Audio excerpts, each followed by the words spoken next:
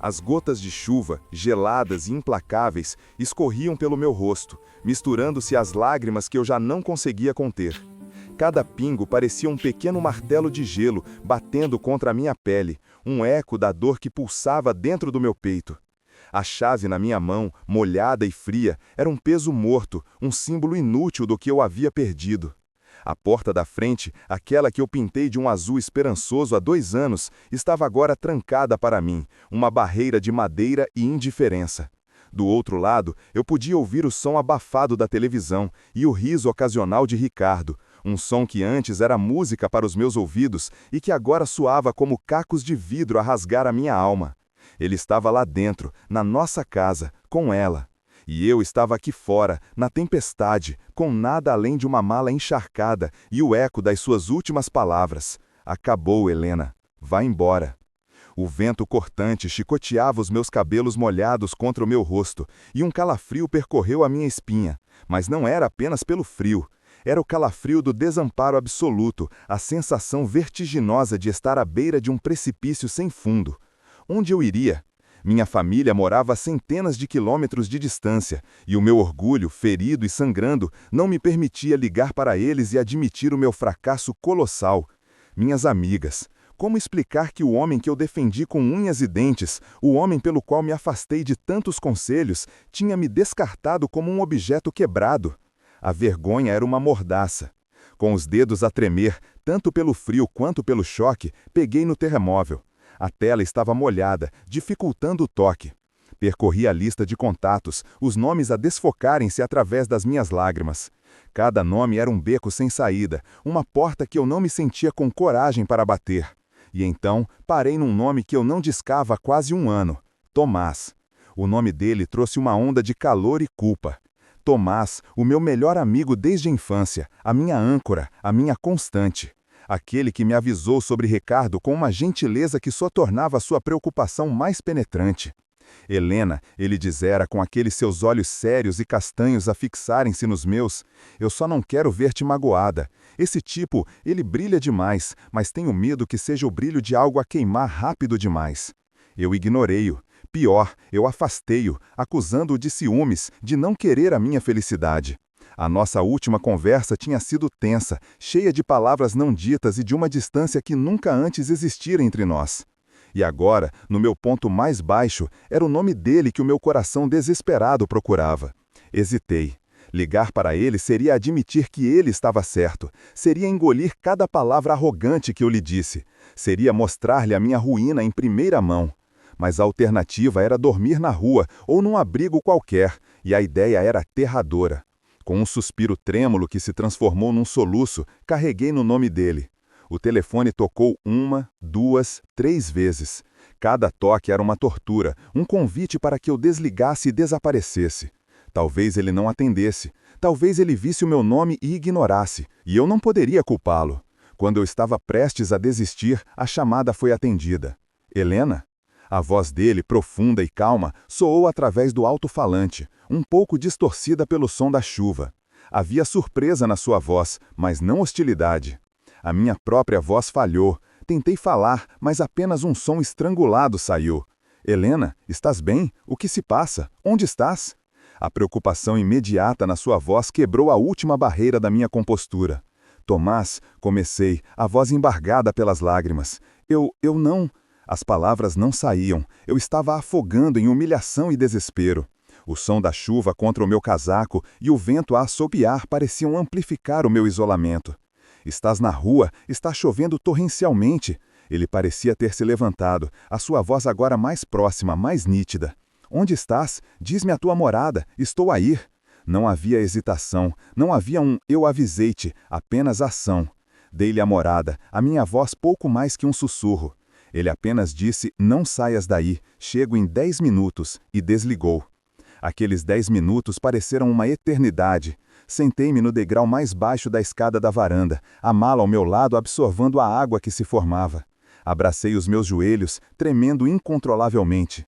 A luz da sala de estar projetava sombras dançantes na janela, e por um momento vi a silhueta de Ricardo a passar. Ele não olhou para fora. Para ele, eu já não existia. Eu era apenas um problema resolvido, uma bagagem deixada na calçada para ser levada pela tempestade. Fá fiel à sua palavra, exatamente 10 minutos depois, os farões de um carro viraram a esquina, cortando a escuridão e a cortina de chuva. O carro de Tomás, um velho Volvo que ele mantinha com um cuidado meticuloso, parou em frente à casa. Ele saiu a correr, sem sequer se preocupar com um guarda-chuva, e em segundos estava à minha frente. O seu rosto estava tenso de preocupação. Os seus cabelos escuros já estavam ensopados, colados à testa. Ele olhou para mim, sentada ali, uma figura patética e encharcada. Depois olhou para a porta fechada, e uma expressão de fúria contida endureceu a sua mandíbula. Mas quando ele se voltou para mim, os seus olhos eram apenas suavidade. "Anda", disse ele, a sua voz gentil. Ele pegou na minha mala pesada com uma mão e estendeu a outra para mim. Agarrei a sua mão como se fosse uma boia de salvação. Os seus dedos eram quentes e fortes em volta dos meus, gelados e inertes. Ele ajudou-me a levantar e eu tropecei, as minhas pernas dormentes e fracas. Ele passou um braço firme ao redor dos meus ombros, suportando o meu peso, e guiou-me até o carro. Abriu a porta do passageiro, ajudou-me a entrar e fechou-a, protegendo-me do temporal. Depois de colocar a minha mala na bagageira, ele entrou no lugar do condutor, trazendo consigo o cheiro a chuva e a terra molhada. Ele ligou o aquecimento no máximo, e o ar quente começou a soprar sobre mim, fazendo-me tremer ainda mais com o contraste. Ele não disse nada durante alguns minutos, apenas conduziu para longe daquela rua, daquela casa, daquela vida que se tinha desmoronado. O silêncio no carro era preenchido apenas pelo som rítmico dos limpa-parabrisas e pelo zumbido do motor. Eu olhava fixamente para a janela, vendo as luzes da cidade a passarem como borrões coloridos através do vidro molhado. Senti os olhos dele em mim de vez em quando, mas ele não me pressionava a falar. Ele estava dando-me espaço, dando-me tempo. Finalmente, quando já estava numa autoestrada que me era familiar, a que levava à sua pequena casa nos arredores da cidade, eu quebrei o silêncio. Ele pôs-me para fora, sussurrei, a voz rouca. Ele estava com outra pessoa, na nossa casa, na nossa cama. Dizer as palavras em voz alta tornou tudo terrivelmente real, uma ferida aberta exposta ao ar. Tomás apertou o volante com força, os nós dos seus dedos a ficarem brancos. "Eu vou matá-lo", disse ele, a sua voz baixa e perigosa. "Não", eu disse, abanando a cabeça, "não vale a pena, nada vale a pena." Chegamos à sua casa, um pequeno bangalô rodeado por um jardim que, mesmo na escuridão e sob a chuva, eu sabia que era o seu orgulho e alegria. Ele estacionou na garagem e desligou o motor. A chuva batia forte no telhado, um som confortante agora que estávamos abrigados.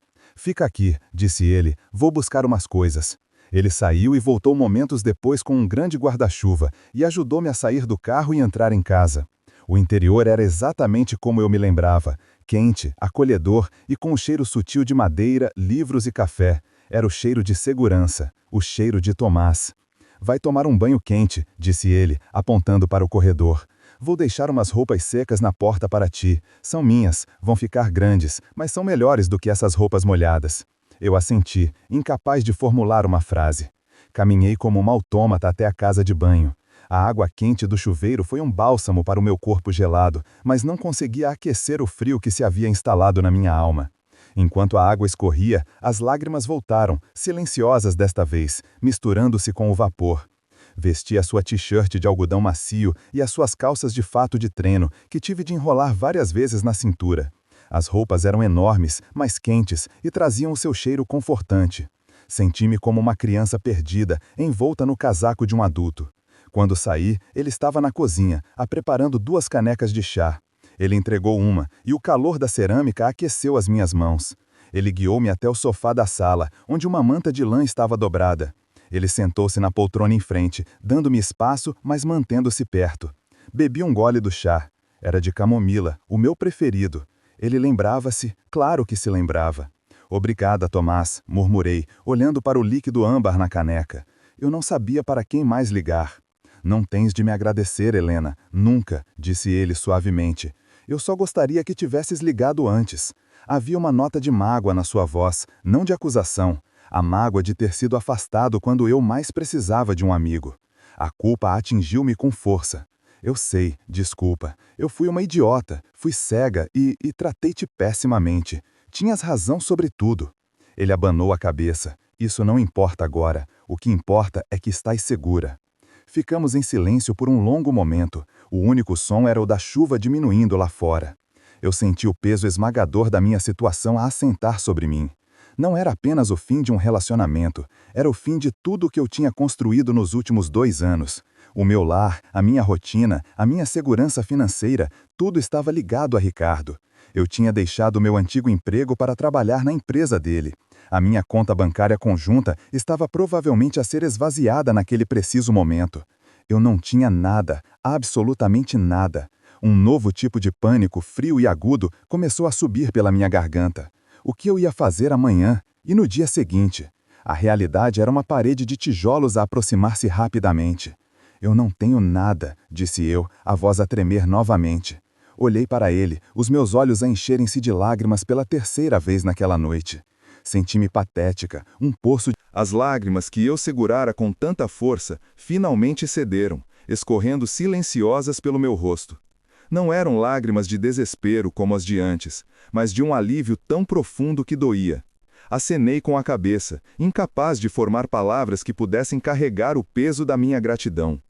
Ele apertou suavemente as minhas mãos uma última vez antes de as soltar, levantando-se para me dar espaço. Vou preparar o quarto de hóspedes, disse ele, a sua voz voltando a um tom prático, como se para quebrar a intensidade do momento. Há toalhas limpas no armário do corredor. Sinta-se em casa. A ironia da frase não lhe passou despercebida. Um sorriso cansado e gentil curvou-lhe os lábios. Os dias que se seguiram foram um borrão de formalidades dolorosas e pequenas gentilezas. Liam guiou-me pela burocracia de reconstruir uma vida do zero, cancelar cartões, contactar advogados, encaixotar os poucos pertences que me restavam na casa que já não era minha. Ele era a minha rocha, a minha bússola, a minha calma constante no meio do caos. Preparava o café da manhã todas as manhãs, deixando uma chávena quente à minha espera antes de sair para o trabalho. Deixava bilhetes no balcão da cozinha com palavras de encorajamento. À noite, sentávamos-nos em silêncio confortável, ele a ler um livro, eu a tentar encontrar o meu rumo nos destroços dos meus pensamentos. Lentamente, a semente de esperança que ele plantara começou a criar raízes. O seu apartamento, com as suas paredes repletas de livros e o cheiro a café e madeira antiga, começou a sentir-se menos como um refúgio temporário e mais como um lar. Numa terça-feira chuvosa, cerca de um mês depois do meu mundo ter desabado, cheguei à casa encharcada e exausta após uma reunião com um advogado. Liam já estava lá, algo invulgar para aquela hora do dia. Ele estava de pé junto à janela da sala, a olhar para a rua cinzenta, mas a sua mente parecia estar a quilômetros de distância. Havia uma tensão nos seus ombros que eu nunca tinha visto antes. "Está tudo bem?" perguntei, a minha voz a quebrar o silêncio pesado. Ele virou-se lentamente, e o olhar no seu rosto fez o meu coração parar. Era uma mistura de preocupação e algo mais, algo que eu não conseguia decifrar, talvez medo. Ele segurava um envelope pardo e envelhecido nas mãos, com os dedos tão apertados que os nós estavam brancos. "Chegou isto para ti", disse ele, a sua voz baixa e tensa. Peguei no envelope. Era pesado, feito de um papel grosso e antigo. O meu nome estava escrito numa caligrafia elegante e floreada que me era vagamente familiar, mas que eu não conseguia identificar. Abri o selo de cera quebrado e tirei o que estava dentro. Não era uma carta. Era uma única fotografia, gasta e amarelada pelo tempo. Nela, 2 crianças sorriam para a câmera. Uma era inconfundivelmente eu, com cerca de 5 anos, com o meu cabelo desgrenhado e um dente da frente em falta. A outra criança, um menino um pouco mais velho, de olhos escuros e sérios que pareciam conter uma sabedoria para além da sua idade, tinha o braço protetoramente à volta dos meus ombros. Reconheci-o de imediato, era o Liam. Virei a fotografia. Nas costas, com a mesma caligrafia no envelope, estava uma única frase, a tinta já desbotada. "Ele prometeu proteger-te para sempre. Pergunta a ele do quê?" O ar na sala ficou pesado, denso com perguntas não ditas. O meu coração batia descompassado contra as costelas, um tambor frenético, num silêncio que se tornara ensurdecedor. Olhei da frase na fotografia para o rosto de Liam. A máscara de calma que ele sempre usava tinha rachado, revelando a angústia que eu vira nos seus olhos momentos antes. Ele não encontrava o meu olhar, Em vez disso, fitava a fotografia nas minhas mãos como se fosse uma relíquia amaldiçoada. Liam, a minha voz saiu como um sussurro frágil. Do que é que isto fala? Que promessa? Proteger-me? De quê? Ele finalmente levantou a cabeça, e a profundidade da dor nos seus olhos quase me fez recuar. Era uma dor antiga, enraizada, que eu nunca tinha visto nele. Era uma promessa que eu fiz aos teus pais, Elara, na noite em que eles... A sua voz falhou e ele engoliu em seco, lutando para encontrar as palavras. Na noite em que eles desapareceram. A menção dos meus pais, um tópico que sempre pairou entre nós como uma névoa intocável, fez o meu estômago gelar. Eu tinha apenas 5 anos. As minhas memórias eram fragmentos confusos, luzes a piscar, vozes altas, o cheiro a chuva e terra molhada. E depois, o silêncio. Um silêncio que fora preenchido por Liam, que me encontrou encolhida no armário debaixo das escadas e me levou para a sua casa, para a sua vida. Ele nunca falou sobre aquela noite e eu aprendi a não perguntar. O que aconteceu com eles, Liam? Tu sabes, tu sempre soubeste. A acusação na minha voz surpreendeu-nos a ambos. A fotografia tinha desenterrado algo mais do que apenas uma memória. Tinha desenterrado anos de perguntas enterradas. Ele passou a mão pelo cabelo, um gesto de pura exaustão. Eu não podia contar-te. Eras demasiado nova e depois nunca houve o momento certo. Eu queria proteger-te não só do que aconteceu, mas do que eles eram. Do que eles eram? Repeti, a confusão a transformar-se em medo. Eles eram os meus pais. Eles eram mais do que isso, disse ele, a sua voz agora firme, carregada com o peso de um segredo guardado por uma década. Eles não eram deste mundo, Elara, nem tu és. A tua família, nós somos guardiões. Protegemos a fronteira entre o nosso mundo e outros, lugares que não deviam tocar no vosso. Ele fez um gesto vago para a janela, para o mundo mundano lá fora. Naquela noite, eles não desapareceram. Eles fecharam uma passagem. Sacrificaram-se para impedir que algo terrível atravessasse.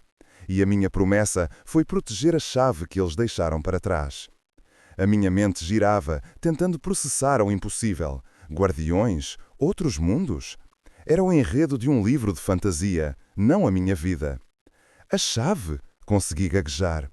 Liam olhou-me diretamente nos olhos e pela primeira vez vi não só o rapaz que me criou, mas um soldado com um fardo insuportável. Foi nesse preciso momento que um som estrondoso ecoou pela casa, como se a porta da frente tivesse sido arrancada das dobradiças. Ambos nos viramos bruscamente na direção do barulho. Passos pesados e deliberados começaram a subir as escadas, cada um a fazer ranger a madeira antiga. Não eram passos humanos, eram demasiado pesados, demasiado rítmicos, com um ressoar metálico e oco. Liam colocou-se à minha frente, o seu corpo tenso como uma corda de arco. O medo no seu rosto tinha sido substituído por uma determinação feroz e resignada. Eles encontraram-nos, sussurrou ele, a sua voz desprovida de qualquer surpresa. Chegaram pela chave. A porta do quarto abriu-se com um estrondo violento. Na ombreira, recortada contra a luz fraca do corredor, estava uma figura alta, envolta num manto escuro que parecia absorver a própria luz. O seu rosto estava escondido nas sombras de um capuz profundo, mas quando falou, a sua voz era como o ranger de pedras de moinho, antiga e desprovida de qualquer emoção. A herança deve ser devolvida, entoou a figura. A criança dos viajantes não pertence a este plano. Os meus olhos arregalaram-se, não por causa da figura imponente na porta, mas por causa do que ela segurava em uma das suas mãos enluvadas. Era um objeto familiar, um pequeno brinquedo que eu perdera há anos. Um lobo de madeira tossicamente esculpido que o meu pai me tinha feito. Mas havia algo de diferente nele. No lugar onde deveriam estar os olhos do lobo, 2 pequenas gemas brilhavam agora com uma luz pálida e pulsante. Eram idênticas à única pedra preciosa cravada no anel que Liam usava todos os dias no seu dedo mindinho. O anel que ele estava a torcer nervosamente naquele exato momento. O anel no dedo de Liam parou de girar. Ele ergueu a cabeça, o seu olhar encontrando o meu por uma fração de segundo. E nesse olhar vi uma vida inteira de decisões a culminar naquele momento. Não havia medo nos seus olhos, apenas uma determinação fria como o aço de uma lâmina.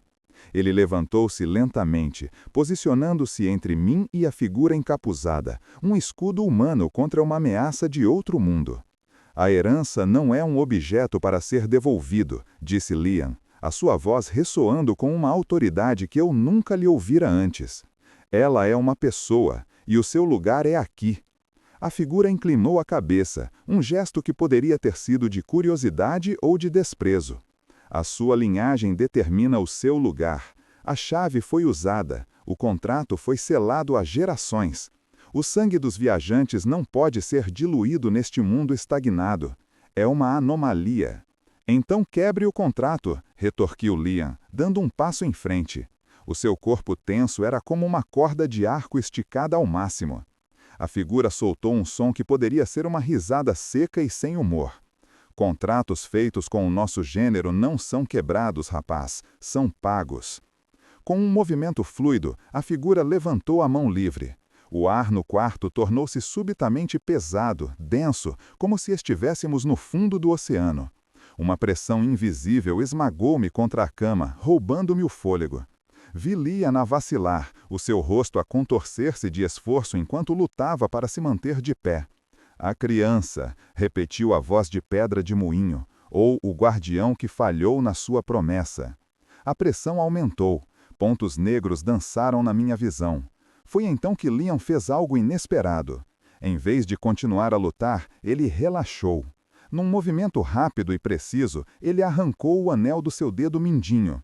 A gema pulsou com uma luz intensa por um momento e depois apagou-se, tornando-se numa pedra baça e sem vida. No mesmo instante, a pressão esmagadora no quarto desapareceu. Arpei, enchendo os pulmões com ar que parecia subitamente fino e frio. A figura na porta permaneceu imóvel, mas senti uma mudança na sua postura, uma sugestão de surpresa. Destruíste a tua ligação, sacrificaste o teu dever. Por quê? Eu fiz uma promessa diferente, disse Liam, a sua voz agora ofegante, mas firme. Ele olhou para mim por cima do ombro, e o seu sorriso era genuíno, embora cansado. Eu disse-lhe que enquanto eu respirasse, ela teria um lar. Eu não quebro as minhas promessas. Ele virou-se de novo para o intruso. Ela não é a herança, não é uma anomalia. Ela é a minha família, e não a vais levar. A figura permaneceu em silêncio por um longo momento. O lobo de madeira na sua mão ainda brilhava suavemente. Admiro a tua convicção, mortal, mas estás enganado. A voz da criatura baixou para um sussurro que parecia vir de todos os cantos do quarto ao mesmo tempo. Ela nunca foi a herança que viemos reclamar. A sua mão enluvada ergueu-se, não na minha direção, mas na de Liam. O capuz recuou ligeiramente, apenas o suficiente para revelar um queixo pálido e uma boca fina que se curvou num sorriso arrepiante. A sua linhagem determina o seu lugar, continuou a voz, agora tingida com um triunfo gelado. A criança era apenas a chave, continuou a voz. A dívida de sangue não era dela, era tua. Tu és o último descendente direto. Tu és a herança. Um terror frio, mais profundo do que qualquer coisa que eu já sentira, percorreu-me. Liam congelou, a sua expressão de desafio a transformar-se em pura incredulidade. Antes que ele pudesse reagir, o lobo de madeira na mão da figura desfez-se em pó luminoso. As duas pequenas gemas que eram os seus olhos dispararam pelo ar como projéteis de luz e cravaram-se no peito de Liam. Ele não gritou. Apenas arfou, os seus olhos arregalaram-se em choque enquanto olhava para baixo para os 2 pontos de luz pálida que agora pulsavam ritmicamente no seu peito, exatamente onde estaria o seu coração. Ele cambaleou para trás, os seus joelhos cederam e os seus olhos, antes cheios de vida e desafio, começaram a vidrar, a sua cor a desvanecer-se para o mesmo cinza pálido e etéreo das gemas. O meu grito foi uma faca rasgando o silêncio da clareira. Liam! Tropecei na sua direção, ignorando a figura encapuzada, ignorando o perigo, o meu universo inteiro a reduzir-se ao homem que caía em câmara lenta sobre o chão coberto de musgo. Ajoelhei-me ao seu lado, as minhas mãos a pairarem sobre o seu peito, sem saber o que fazer, como tocar nos pontos de luz sobrenatural que lhe roubavam a vida. O cinzento já se espalhava a partir das gemas, subindo pelo seu pescoço como uma geada mortal. A cor a abandonara sua pele, os seus lábios. Não, supliquei, as lágrimas a desfocarem a sua imagem. Liam, por favor. Ele tentou falar. Um som gorgolejante escapou-lhe, e uma das suas mãos ergueu-se, trêmula, não para o seu peito, mas para mim. Os seus dedos, já frios ao toque, roçaram a minha bochecha. Os seus olhos, agora quase inteiramente cinzentos, fixaram-se nos meus com um último esforço desesperado. Elara, sussurrou ele, a sua voz um eco distante. Cor. A figura encapuzada deu uma gargalhada baixa e gutural. Correr? Não há para onde ir, pequena. A voz era agora inequivocamente feminina, uma melodia cruel e antiga. A herança está a ser reclamada. A linhagem termina. O poder regressa à fonte. Um tremor violento sacudiu o corpo de Liam. As duas gemas no seu peito brilharam com uma intensidade ofuscante, e eu vi, com um horror que me gelou a alma, a luz a ser puxada dele, não apenas a cor dos seus olhos ou a vida da sua pele, mas algo mais profundo. Memórias, emoções, a essência de quem ele era estava a ser drenada, canalizada para aquelas duas pedras vorazes. O brilho delas intensificou-se, mudando de um cinzento pálido para um verde vibrante, a cor exata dos olhos de Liam quando ele sorria. Com um último suspiro que soou como vidro a estilhaçar-se, o corpo dele ficou imóvel. O brilho verde nas gemas pulsou uma última vez e depois estabilizou, contendo agora a totalidade da sua força vital. A figura estendeu uma mão esguia e pálida. As gemas desprenderam-se do peito de Liam e voaram para sua palma, onde repousaram como troféus macabros. Está feito, disse a mulher. A dívida está paga. Ela virou-se para partir, o seu dever cumprido. Mas algo dentro de mim partiu-se. Não era apenas dor, era fúria, pura e primordial. A promessa dele ecoou na minha mente. Enquanto eu respirar, você terá um lar ao meu lado. Eles não tinham tirado apenas a sua vida, tinham tirado o meu lar, o meu único lar. Não, rosnei, a minha voz irreconhecível. Levantei-me, o meu corpo a tremer, não de medo, mas de uma energia estranha e ardente que subia pelas minhas veias. Você não vai a lado nenhum. A figura parou, virando a cabeça lentamente. A criança ainda tem alguma luta, disse ela, com um tom de divertimento. É inútil, não tens poder aqui. Talvez não, disse eu, a minha voz a ganhar força a cada palavra.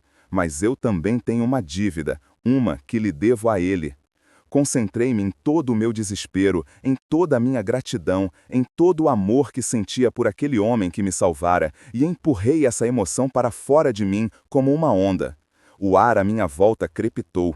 As folhas secas no chão levantaram-se num pequeno vórtice. A mulher recuou um passo, surpresa. O que é isto? Então, aconteceu. Os meus olhos fixaram-se no corpo de Liam, na ferida aberta onde as gemas tinham estado. Eu vi uma pequena brasa de luz, um vestígio minúsculo, quase extinto, da sua essência. Apeguei-me a ela com a minha mente, com a minha alma. E para meu espanto, a pequena brasa respondeu. Começou a pulsar, fraca, mas constante, em sincronia com as batidas do meu próprio coração acelerado. A figura encapuzada olhou do meu peito para o de Liam e de volta para o meu, o seu divertimento a transformar-se em choque. Impossível! A chave não era apenas para o encontrar. A criança era a fechadura. O capuz dela caiu para trás, revelando um rosto de uma beleza intemporal e cruel, com olhos tão negros como o vazio entre as estrelas.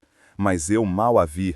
O meu foco estava na brasa no peito de Liam, que agora começava a espalhar uma teia de finas linhas de luz dourada através do seu corpo, reanimando-o não com seu próprio poder, mas com o meu. E quando a primeira linha de luz dourada tocou as pontas dos meus dedos, que ainda estavam pousadas sobre sua mão, a voz dele ecoou, não dos seus lábios, mas diretamente na minha mente, clara como um sino de cristal. Elara, disse ele, a sua voz tingida de uma urgência que nunca antes a ouvira. Não, era a tua herança que ela queria, era a tua.